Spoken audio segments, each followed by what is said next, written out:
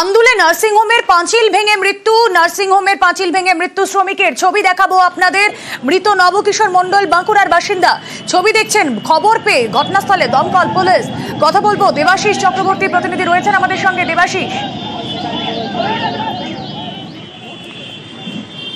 একেবারে দেখো, এই মুহূর্তে যে খবরটা হচ্ছে হাওড়া আন্দুল রোডে একটি বেসরকারি নার্সিংহোম বা হসপিটাল, তার যে বাউন্ডারি ওয়াল, অর্থাৎ এই যে আমি যেখানে দাঁড়িয়ে রয়েছি এই বাউন্ডারি ওয়াল এবং তার পাশে একটি বড় কনস্ট্রাকশন হচ্ছে।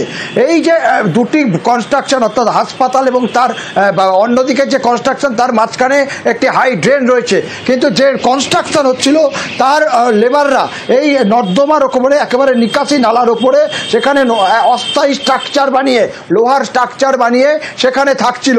এবং ভিতরে যখন কাজ হয় সেই ভাইব্রেশন, কারণ এই আন্ডারগ্রাউন্ডে সেখানে পার্কিংয়ের ব্যবস্থা চলছিল, সেই আন্ডারগ্রাউন্ডের কাজের সময় ভাইব্রেশন হয়। কার্যত এই নার্সিংহোমের যে বেসরকারি হাসপাতালের প্রায় 50 মিটারের মতন যে পাঁচিল, তা কিন্তু কার্যত ধসে পড়ে। এবং এই যে কনস্ট্রাকশন, অস্থায়ী কনস্ট্রাকশন লেবারদের, সেই তার উপরে একেবারে এই গোটা পাঁচিলটি ভেঙে পড়া যাওয়াতে 3 জন আটকে পড়ে।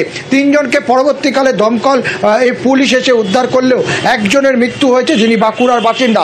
আরও 2 জনকে এই মুহূর্তে আশঙ্কাজনক অবস্থায় এই হাসপাতাল, অর্থাৎ বেসরকারি হাসপাতালে ভর্তি করা হয়েছে।